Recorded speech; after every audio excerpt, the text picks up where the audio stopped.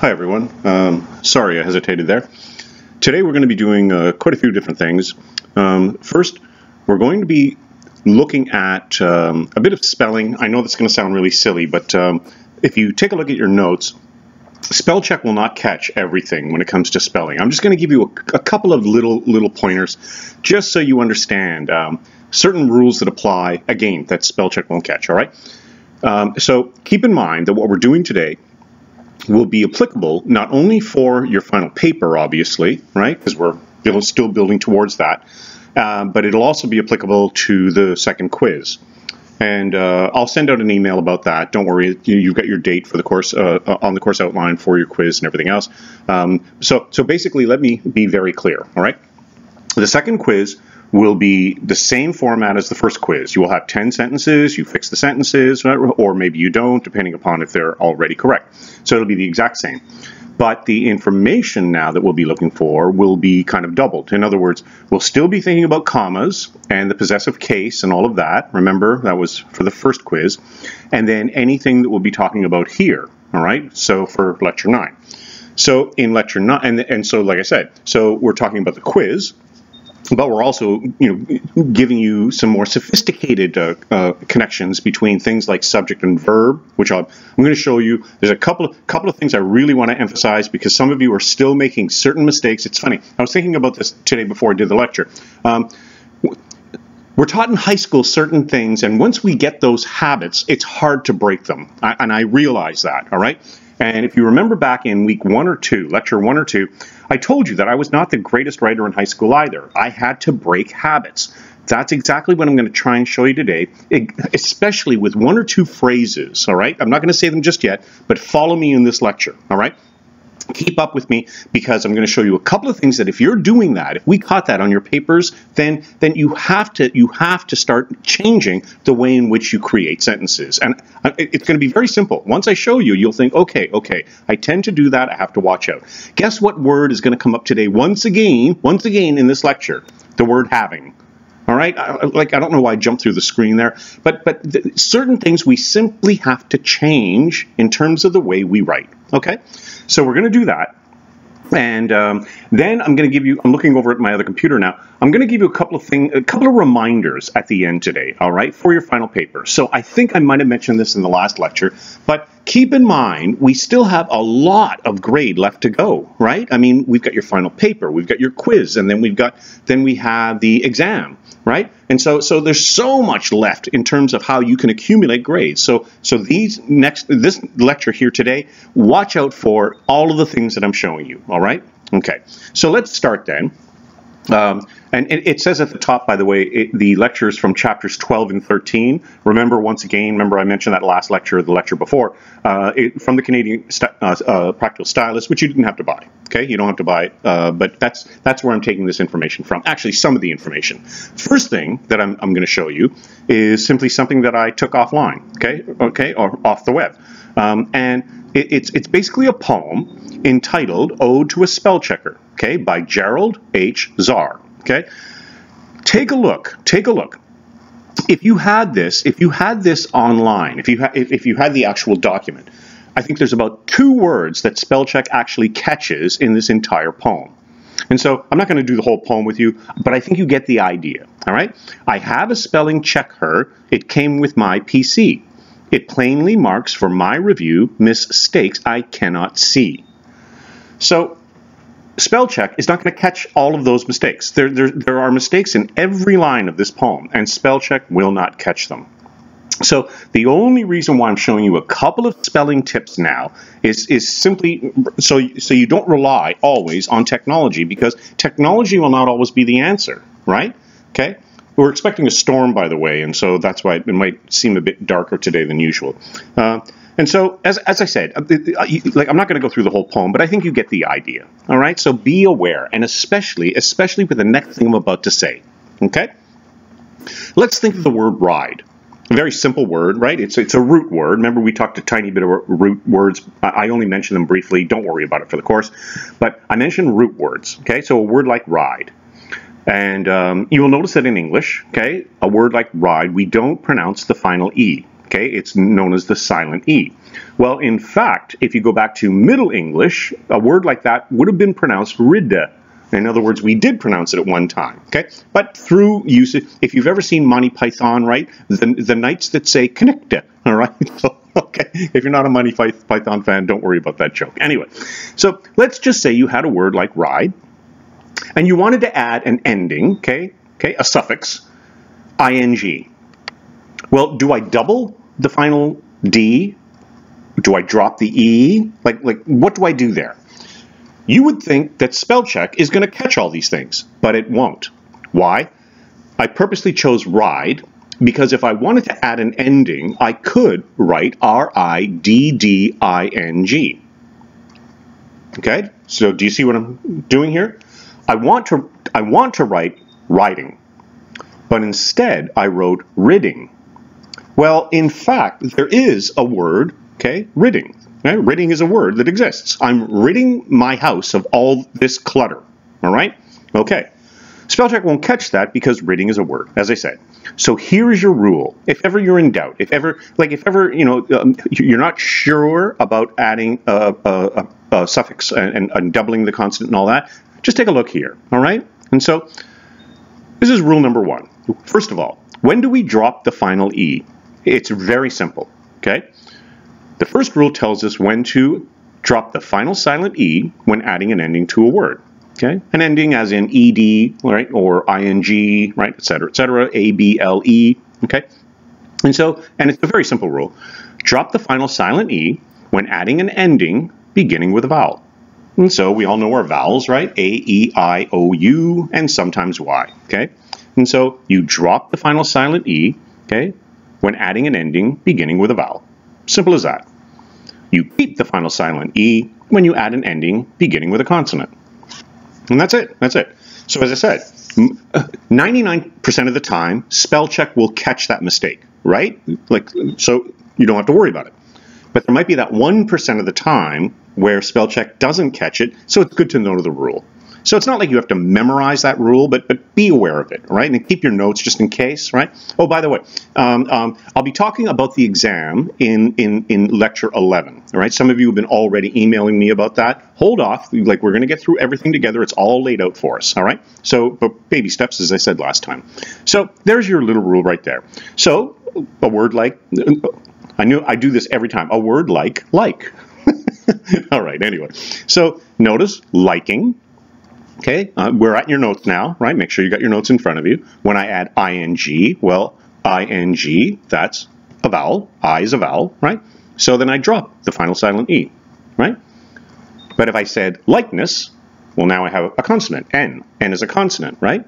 Well, then in that case, I keep the final silent E. Now, to be honest, as I said, spell check will catch this most of the time, so you don't have to worry. But I have to admit, though, when I'm marking papers, I look for things like that. In other words, did you rely on technology? I think I mentioned this to you before, and it has nothing to do, well, it has to do with spelling, but remember, I might have mentioned to you my favorite word to see whether or not you've edited your own paper. When someone wants to write from, and instead they write form. Again, spell check won't catch that. So be aware, just be aware, okay? We're going to get way more sophisticated in just a second, all right? I'm just going over 2 or 3 little things first of all.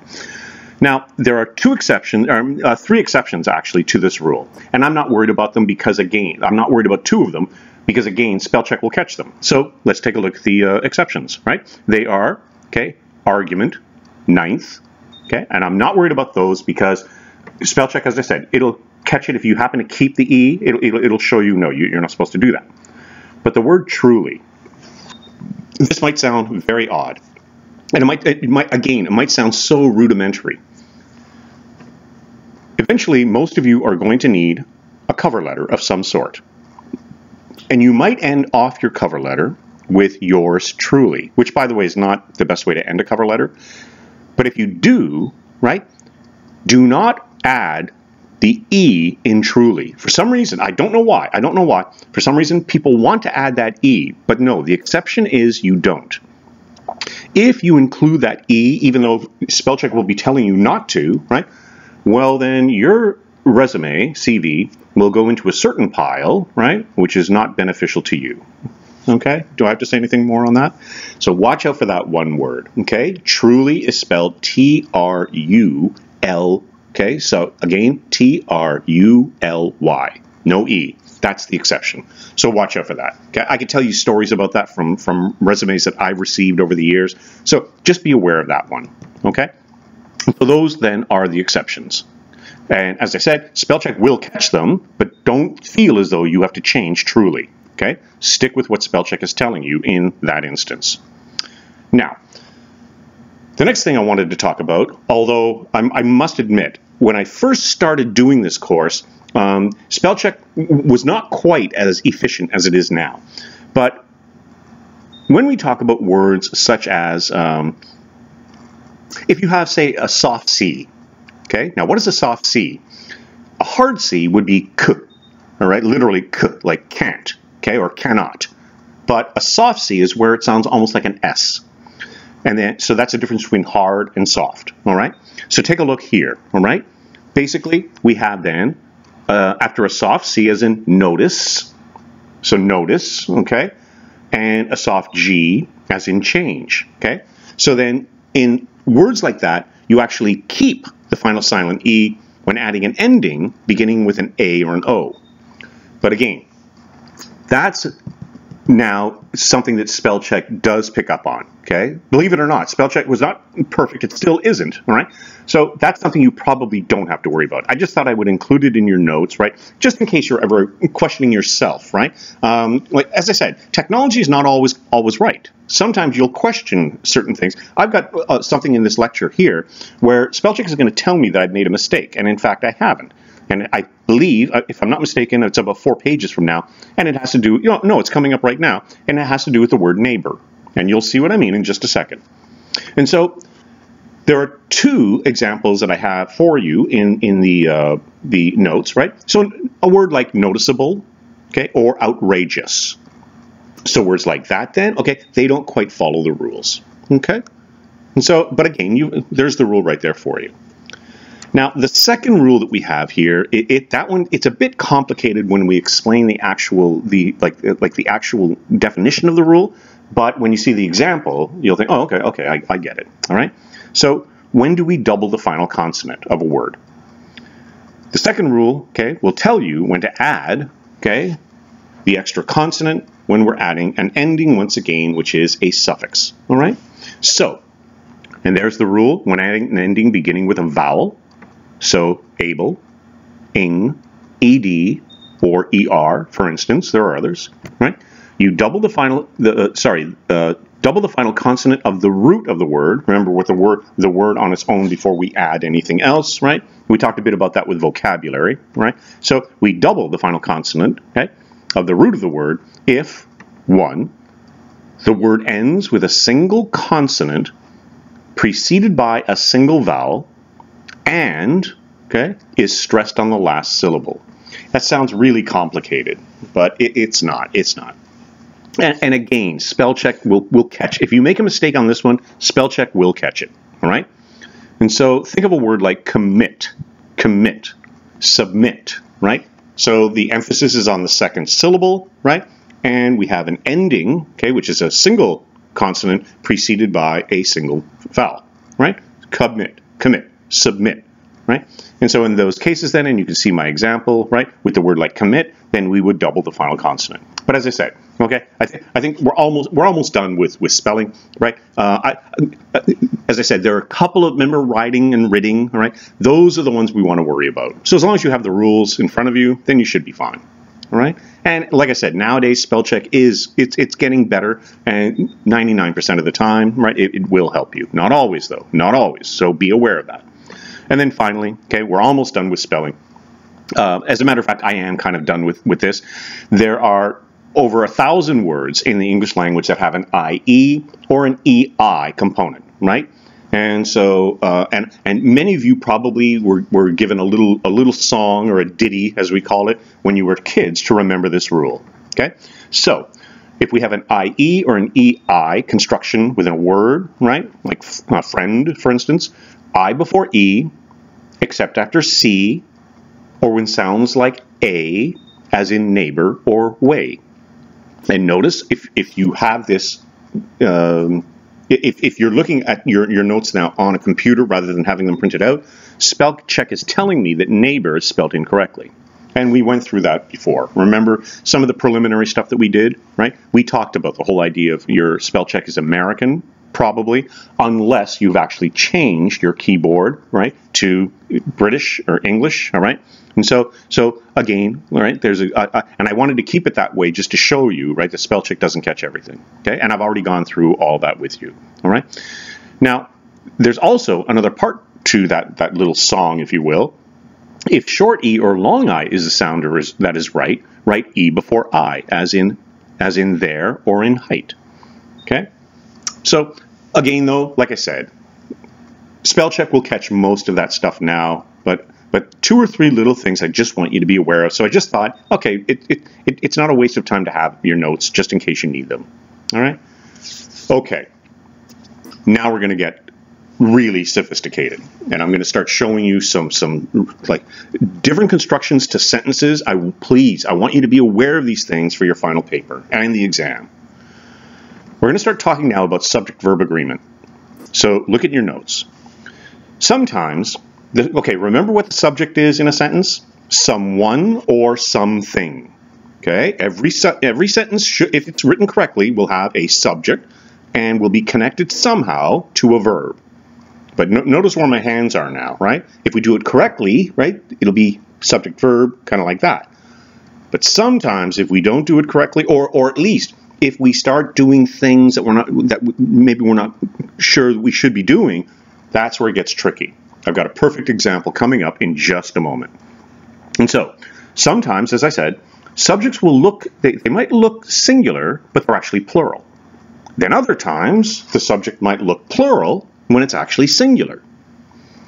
So this is where our writing starts to get more sophisticated, all right? And like I said, we're getting near the end of the course now, okay? We're at lecture 9. I'll probably maybe do lecture 10 today. And so as I said, we're working towards the culmination of everything, all right?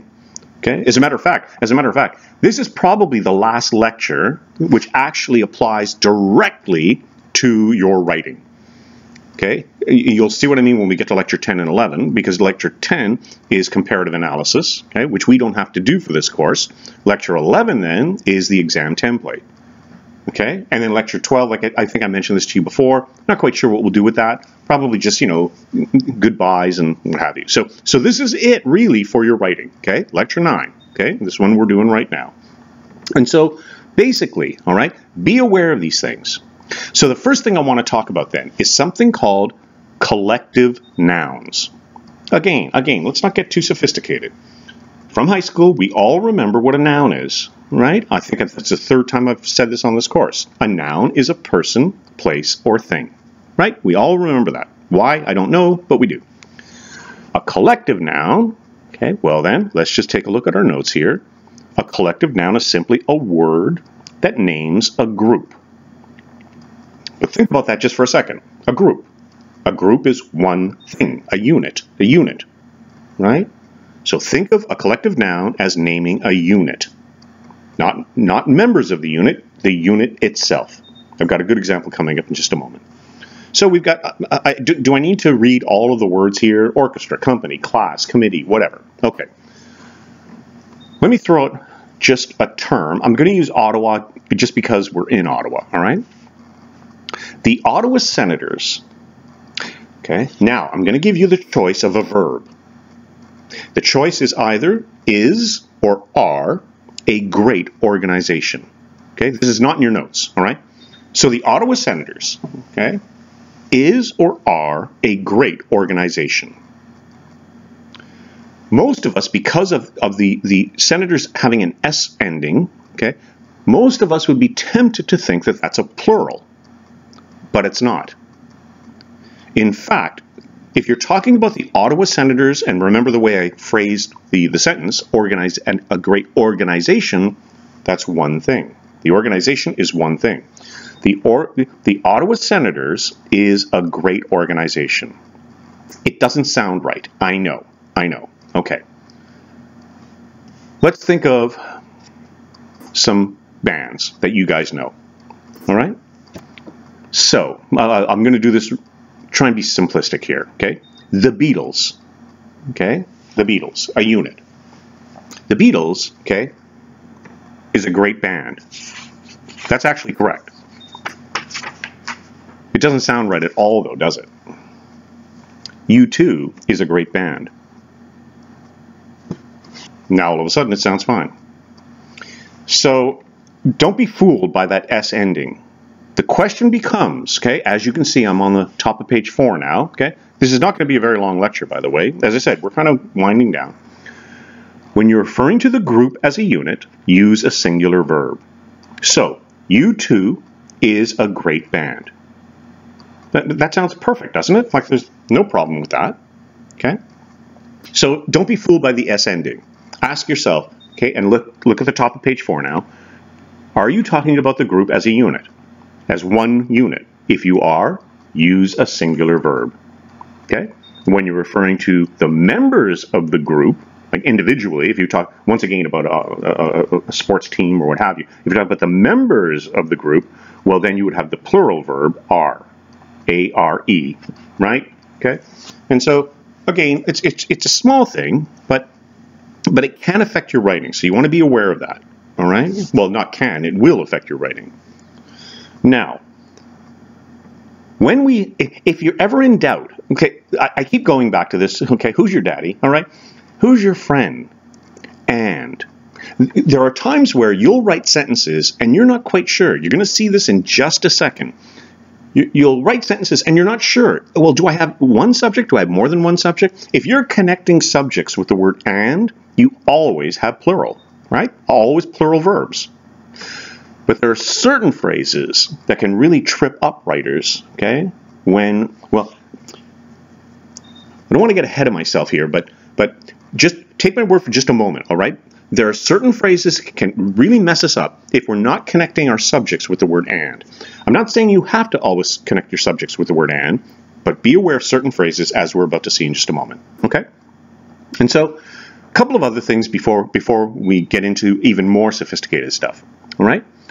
Watch out, okay? When you have two or more elements of a multiple subject, okay? So you have a sentence. Let's just say you have a sentence that's set up in a certain way, and you're connecting your ideas with phrases like, take a look at your notes, okay? Either or, neither nor.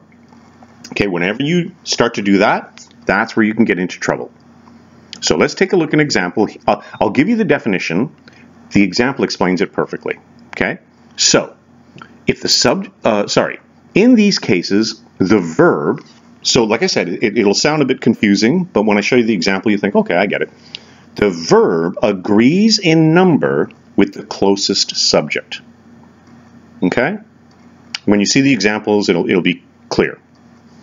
And so, if the subject closest to the verb is singular, then the verb should also be singular.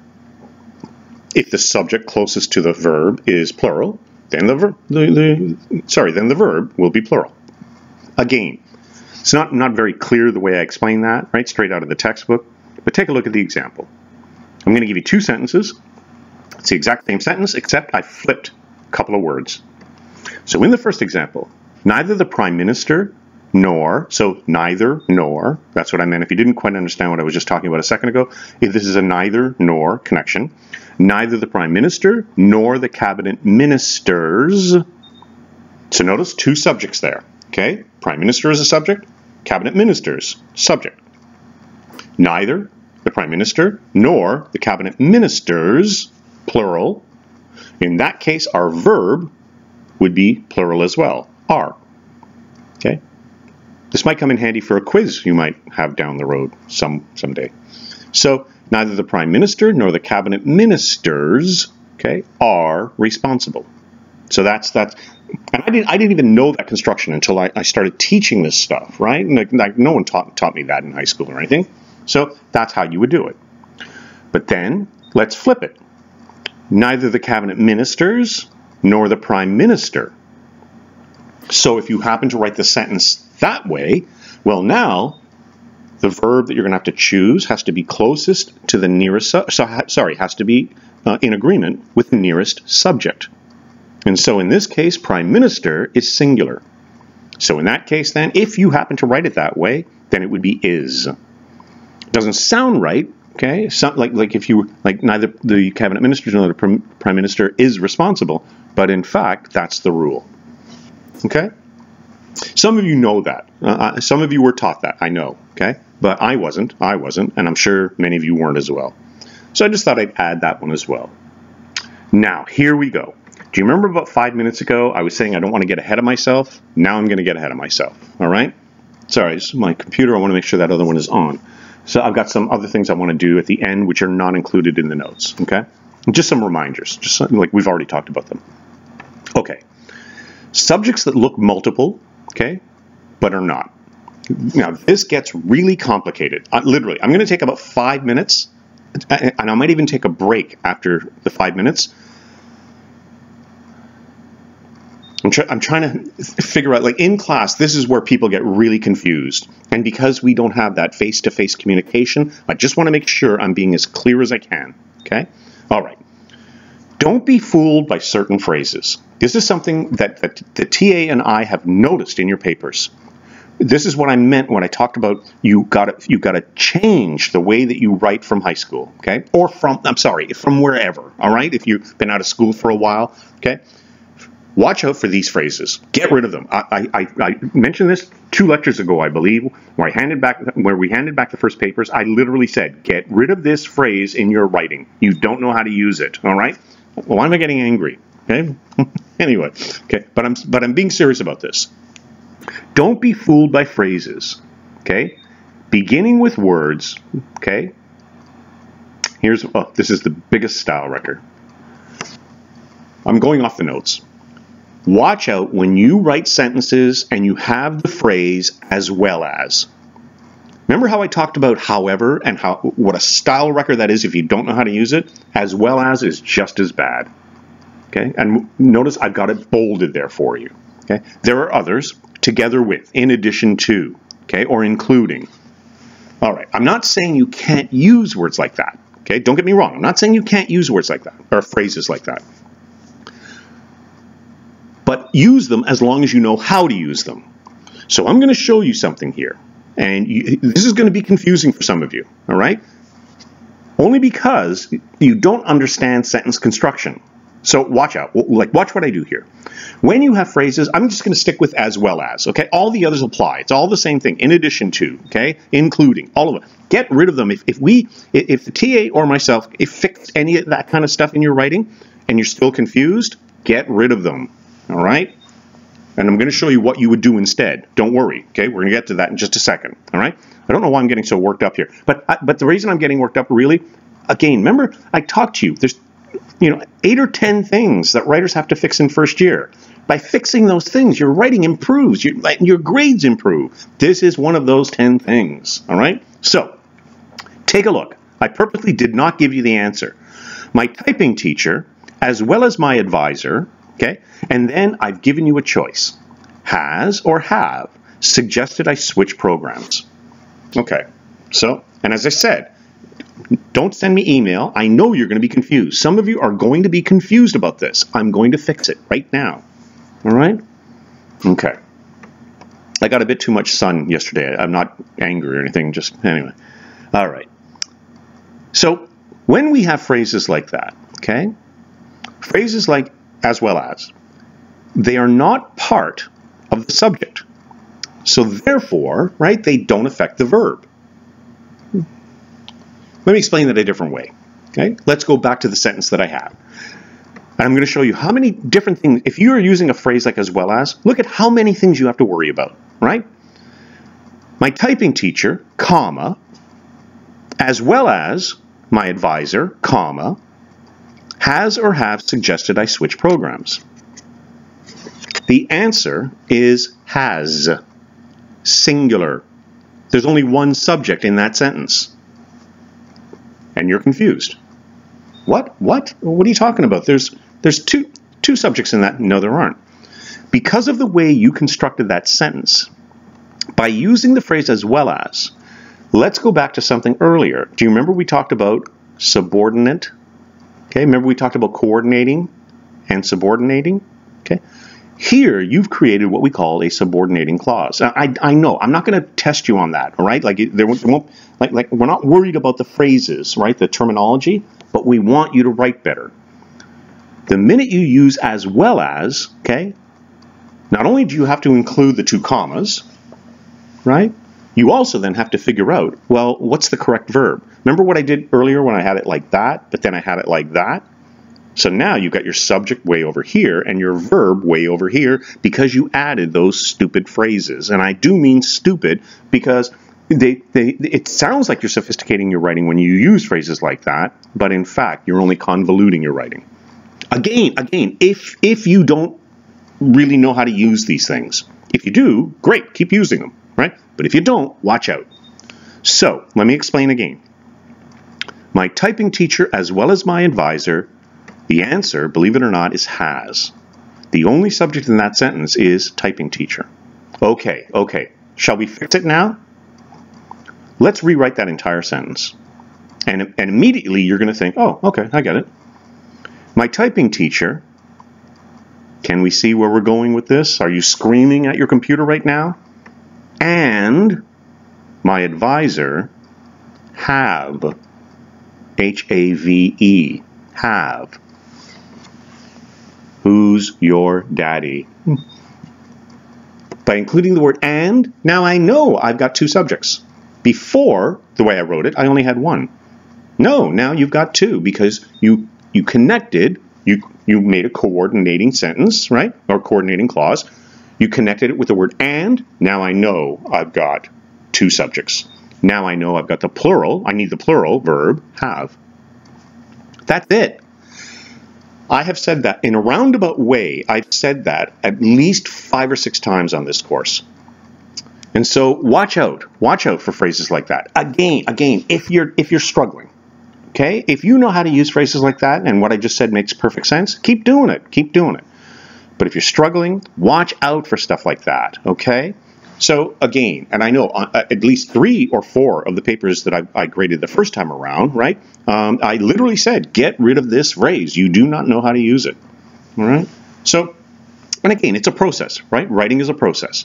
So watch out for phrases like that, okay? Almost everything for the rest of the lecture today now is really straightforward, okay? Except for capitalization. We're going to end off with that. So what I'm going to do now, so are we good with that? All right. So watch out then, as I said, okay? Like, and. If ever you're in doubt, choose and. Does it make your writing more obvious? Yes. How many times have I told you that? Yes, it does. But at least you know you're correct. Okay? All right.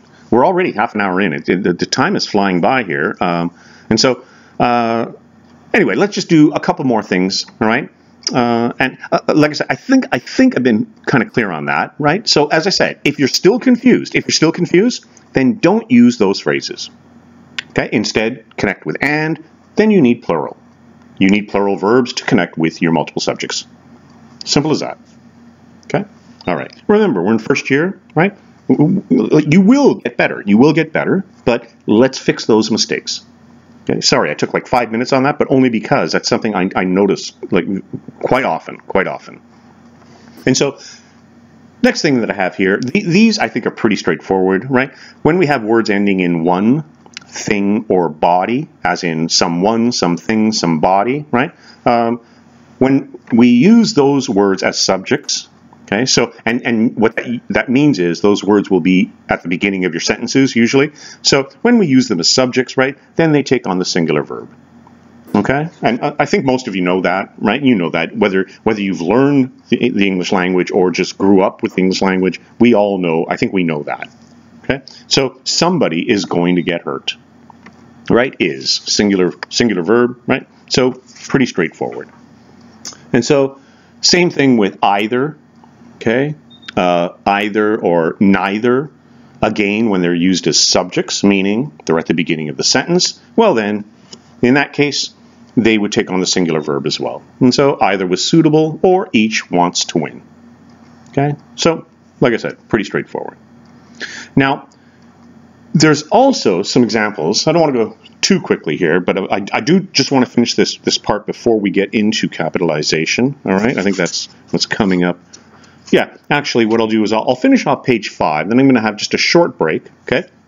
There's just something I want to check on my other computer. And like I said, watch today till the end. I've just got a few little reminders that we're going to think about for our final paper, for the exam, or what have you, okay? And so, yeah, so more on verbs here. This is really straightforward. The reason why I'm including this next part, if you or your siblings or maybe your parents are learning the English language, okay, you might have noticed this next thing. Okay, my computer just went off. I just want to make sure it's on for you. The verb in a sentence. So remember, we got the subject, and then, well, what about the subject, right? Remember, John, okay, hit the baseball, right? So John is the subject, right? Nothing can happen until we know what John was doing. So what did John do? He hit.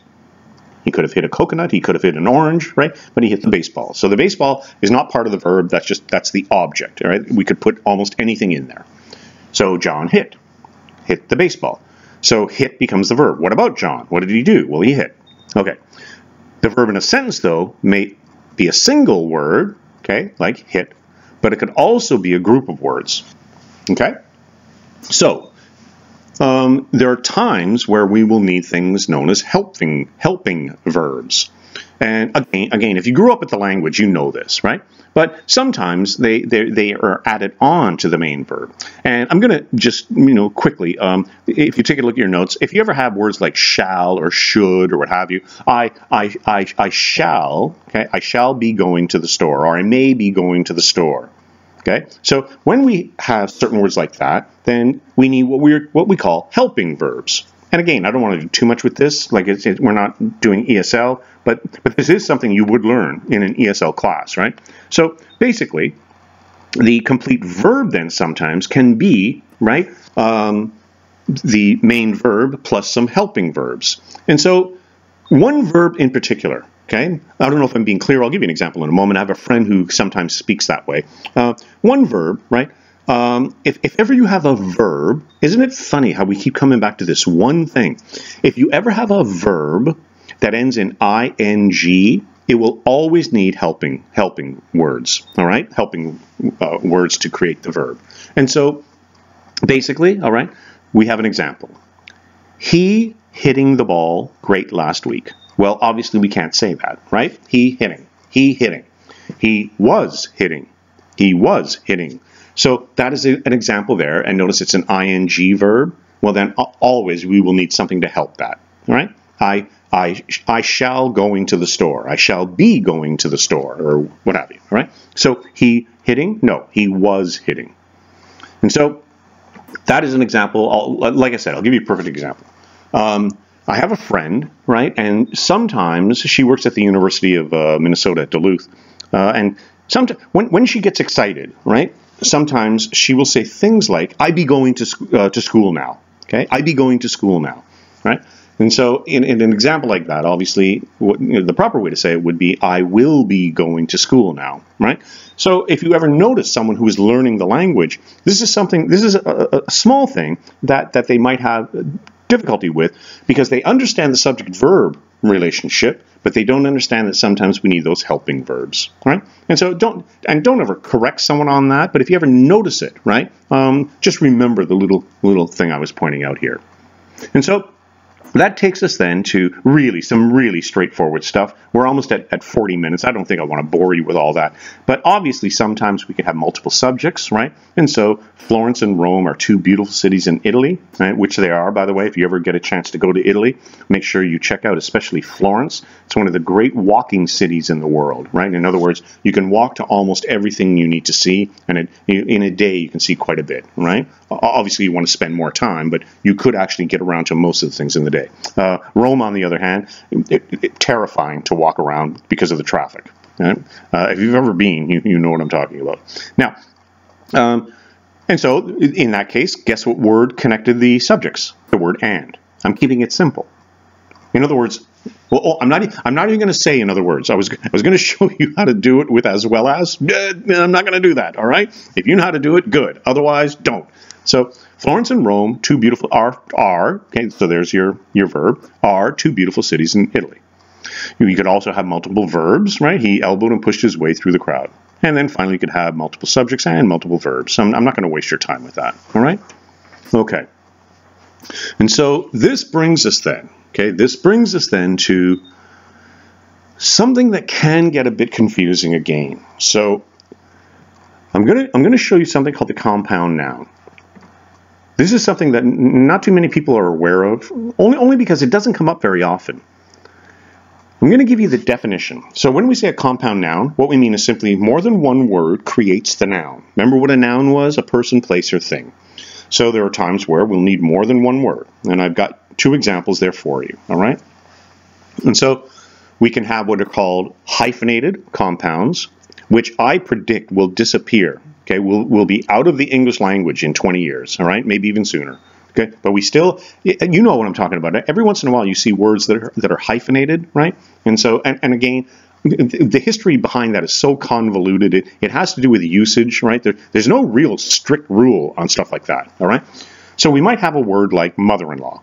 So in that case, it's hyphenated, right? But it's relating to one thing, right? Mother-in-law, one person, right?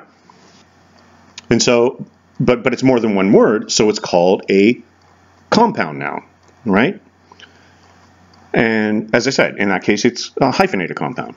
But then we can also have a compound noun that is simply what we call a spaced compound. Simply meaning like it's just more than one word, but there's no hyphens. All right?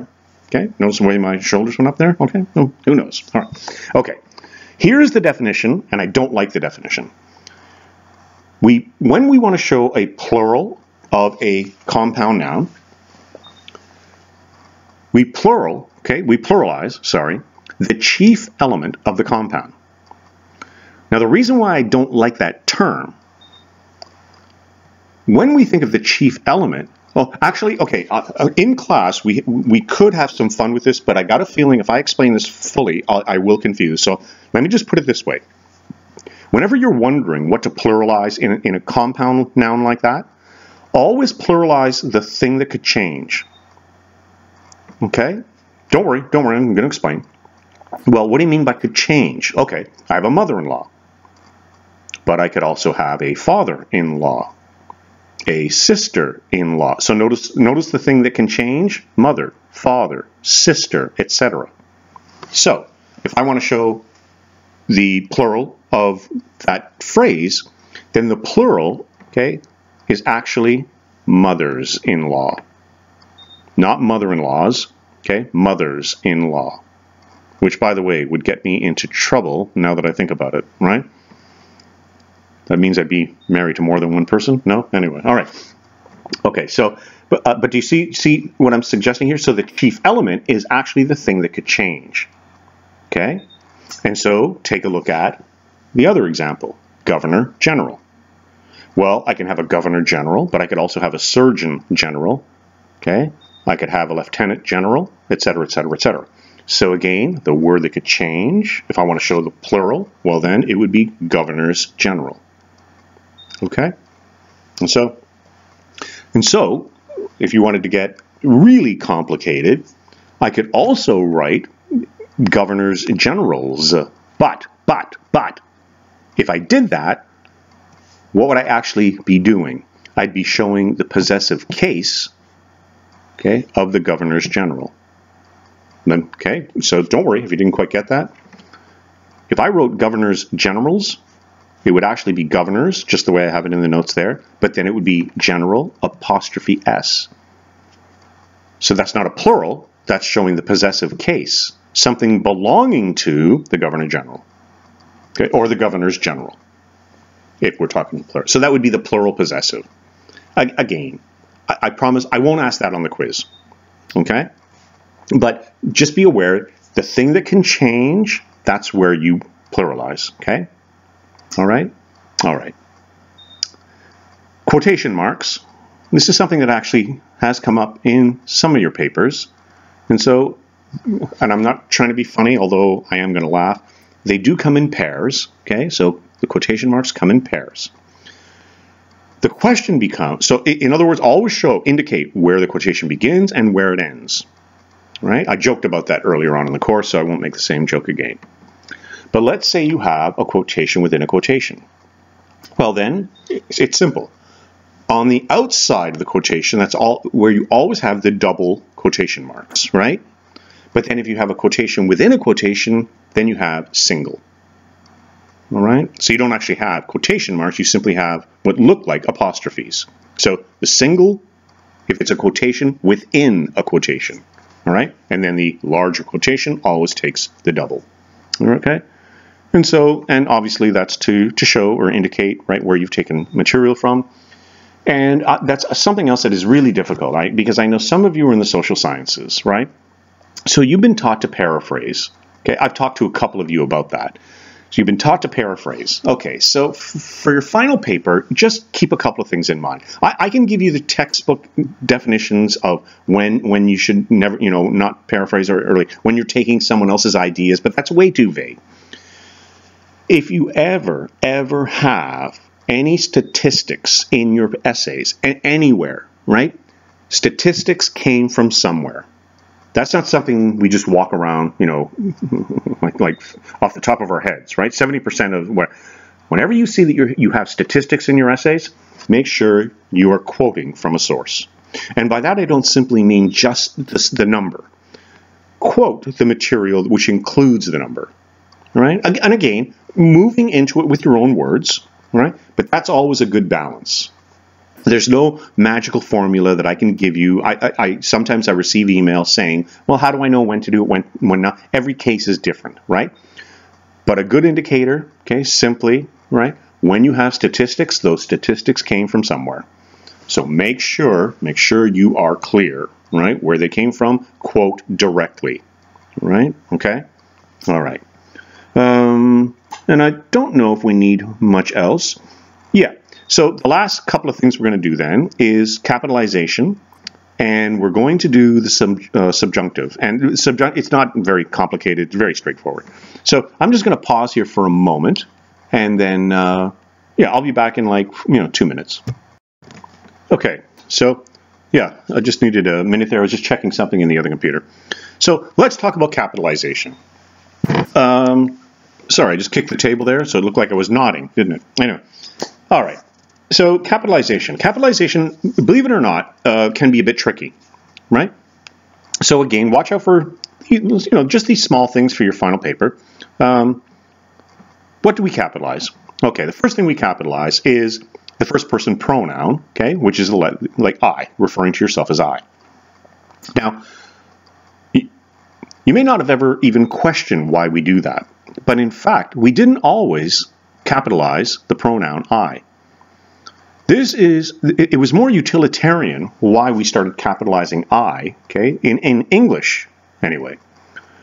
When printing presses were first invented, right, you probably know of Gutenberg and 1435 and all that, but when printing presses were first invented, the way in which what we would know as photocopiers today, right, each letter, right, it was like a little dial, okay? And so it was like a tile, if you will, and it would have, well, in Italian it would be known as a bas relief, but the idea was that the letter, right, you would have a little square, and you would have the letter which would be heightened, right, and then you would put all these letters into your manuscript, whatever. And then you would tie it all together, and you would put ink, and you would make copies, all right? And what printers started realizing, I thought wasn't very good the way I explained that, but anyway, what printers started noticing was the I is so small when it's a lowercase I that quite often they would leave it out. Like it simply didn't catch their eye to include it when they were actually doing their editing, right? To make sure that everything was proper before they actually did the photocopying, okay? The printing. And so they decided, and so it was totally arbitrary, they decided, okay, that in cases where you had an I on its own, right, on its own, I should have made that clear, by the way. So if you were talking about the first person pronoun, I, on its own, we would make that larger so that we would actually catch it when we were doing our editing as we looked through our, initial script, all right? That's the only reason. Well, when I was a kid, I thought it was because, you know, each of us is so important that it should be capitalized. Well, it has nothing to do with that, all right? Now, number 2, capitalize the first word of a sentence. Oh, boy. So what? You're in grade 1? Like, I'm treating you as a... Believe it or not, English is one of the few languages that actually capitalizes the first word in a sentence. Okay? Many languages do not. English is one of the few. And if any of you come from the Middle East, right, you know, Arabic doesn't work that way. Any of the Asian languages, they don't work that way, right? And so, yeah, one of the few languages, English. Now, numbers 3 and 4, that's where it gets a bit dicey. The names of specific titles. So in other words, if I simply said I'm going to the doctor tomorrow, I would not capitalize the word doctor. But if I'm referring to a specific doctor by his or her name, right, Dr. Smith, well then in that case, it is capitalized. So try not to think of the word itself, try to think of the title. If I use the word president, for instance, I don't capitalize that. But if I was talking about the president, like the actual president, I'm not going to finish that sentence, okay, that phrase, but then I would. So it's the actual, if I'm referring to the title of the person and the person, right? Okay, so not just the word itself. Number 4 can be a bit confusing. The names of specific places. Okay, so again, let me just give you a quick example, all right? Let's just say I said something like, this winter, okay, I'm going to go out east. Well, think about that for a moment. The word east. No matter where I am in the world, there's always more east, right? You know what I mean? Like if I said I'm going to go east of Ottawa, well, that could mean Montreal. But let's say now I'm in Montreal and I say, well, I'm going to go east of Montreal. Well, then that might mean, right, New Brunswick. And then I might say, well, I'm going to go east again, and I might now be in Halifax. So like, in other words, east is not a place, okay? East is not a place. And so when you're asking yourself, do I need to capitalize certain words geographically, the best answer is, can I find it on a map? And if I can find it on a map, well, then I'm all right. Like, I know to capitalize it, right? So east, no, I don't capitalize east on its own. But if I said, I don't know, North Carolina. In other words, north. If I wrote north, well, I wouldn't capitalize that. But if I say something specific like North Carolina, well, yeah, I know exactly where that is. And interestingly enough, it's not the geographic position, it's the name of the place. So once again, right, the name. So it's kind of similar to number 3. North on its own? No. But North Carolina, a specific place? Yes. So that's when you capitalize that. Okay? And it's funny because this is where we get, like, again, remember, right? Specific. That's really the key, specific. Number 5 is very straightforward, right? I think we all know that one. Days of the week and the months of the year. Okay, so we capitalize those, but not the seasons. So it's more or less similar to number 4, right? Same idea, right? Now, interestingly, though, if you take a look at, say, a course outline, for instance, sometimes your professor may capitalize, okay, winter, fall, whatever. But in that regard, the title, the word is being used as part of the title, right? But in general, if we simply had fall, winter, okay, spring, what have you, that's not capitalized. I think you all know that, right? So don't capitalize that. Now, number 6 can. I just caught this as we were about to do this lecture today.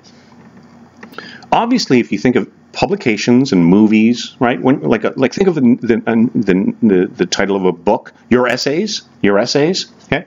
Well, in those cases, right, we do capitalize certain words, right?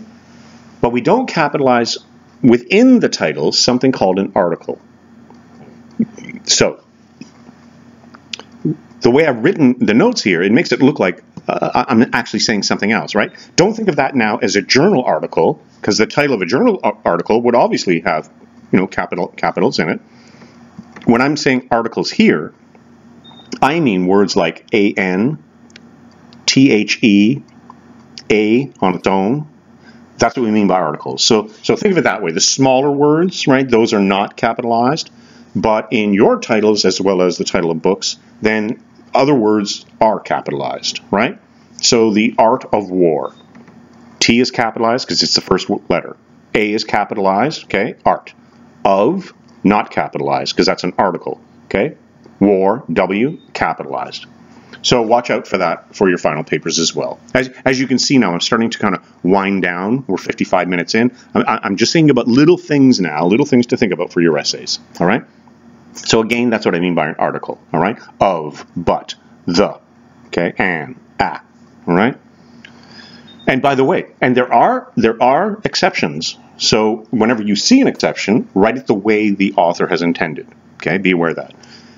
And then finally, the names of races, okay, nationalities, languages, and religions, okay? And so there's a couple of weird exceptions when it comes to, for instance, languages, which in class someone always puts up their hand and says something like, well, what about English muffin?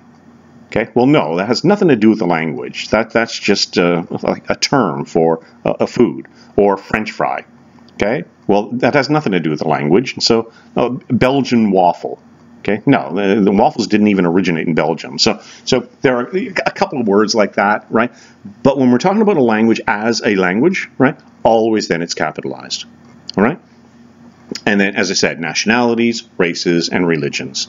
So I'm not going to try and trip you up on anything. There'll be something about capitalization on the quiz, and also be aware of it for your final paper. But I'm not going to go into, strict detail, trying to trick you on anything like that. Don't worry too much about that, all right? And so that takes us then to the subjunctive, which is really straightforward. And again, my computer just went off. Okay, I want to remind myself of that. So the subjunctive is something that, again, almost by osmosis, we know this. Let me just say something to you, and you'll think, that didn't sound right. If I was you, right? If I was you, well, we know that's wrong, right? But if you think about it, with everything else I talked about today, it's almost as if I'm now breaking the subject-verb rule.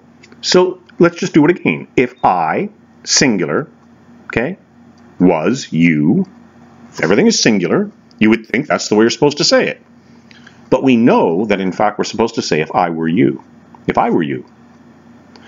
It's a rare case. It's a rare subject-verb case where, and you can see from your notes here, all right, it basically denotes a certain mood, of verbs which express what is imagined or wished or possible.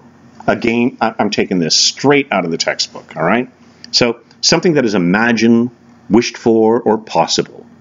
And so when we use the subjunctive, then we are talking about events that are not certain to happen. And so let's just do the three examples, okay, and then I'll do a couple of things with your final papers, all right, and everything else.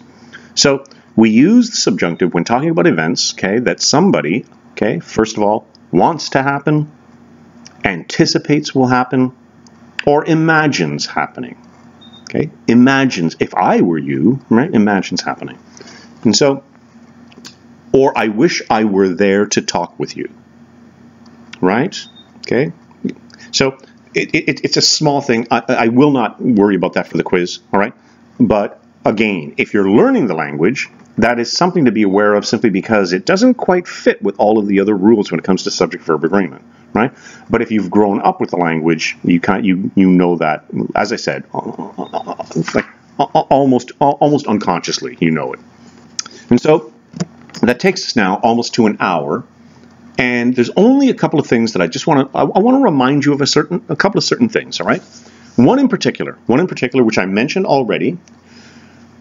Remember, for your final paper and for all of your writing, think of the importance of your title. I know that sounds so simplistic, all right? It sounds so simplistic.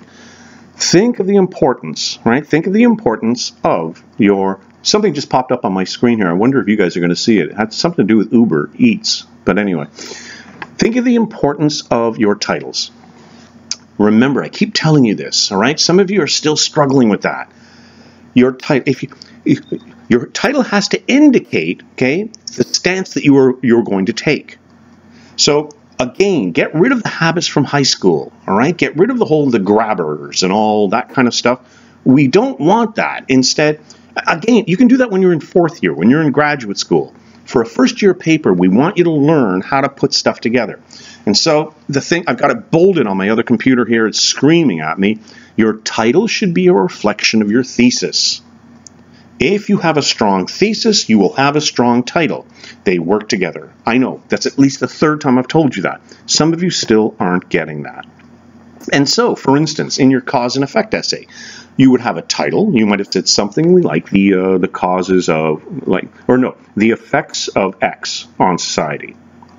Okay, well, that's not a good title because, as I said when we were talking about the causal analysis lecture, you have to tell me, is this a positive thing or a negative thing? Now, that may or may not apply for your final paper. I understand that. But be aware that you still want to make it clear, okay? You want to make your stance clear. Like, where are you on this subject? So remember, your final essay, okay, or any essays you write, your essay should not have a title like, democracy. That's not a very good title, right? Environmentalism. Horrible title. Because you're not telling me, okay, where are we going with this? So please be aware of that. It sounds like, again, it sounds like a simple little thing, but it's not. Because knowing that you have a strong title is probably suggestive that you have a strong thesis, which suggests, once again, you probably have a strong argument. And so everything, how many times have I said this? Everything works together. Okay? So, as I said, be aware of those things. I could go through a whole lot of other things with you. It would just be repeating, all right? The key is make sure you have a strong title, okay? And if you have make sure you have a strong thesis. And if you have a strong thesis, you should be able to germinate a strong title. So as I said, we did a lot today, right? Subjects and verbs and all of that. And so some of it will apply to the quiz. Not all of it, but be aware of, the things that I try to make clear. But then try to apply those things, right, to your final papers and for all of your writing, as I said. So what's the phrase? I'm gonna finish now with just a tiny bit of a reminder. What's the phrase to watch out for in your writing? As well as. If you're not sure, get rid of it, replace it with the word and then everything should fall in line. All right? So that's another hour under our belts. We'll be doing lecture 10 and 11. And then, as I said, for lecture 12, what I'm going to do is I'm probably going to start just emailing out, just certain reminders and things like that. And I'll do probably a short lecture 12. We'll see. But I think that's good for the day. So, so I'll close off just by saying good luck with your final papers and everything else. And I'll be sending out more information about the exam as we get to that. All right. Some of you have already been emailing me. Hold off. Don't worry. We'll get to it. All right. Okay. So have a great day, and I'll talk to you soon. Okay. Bye.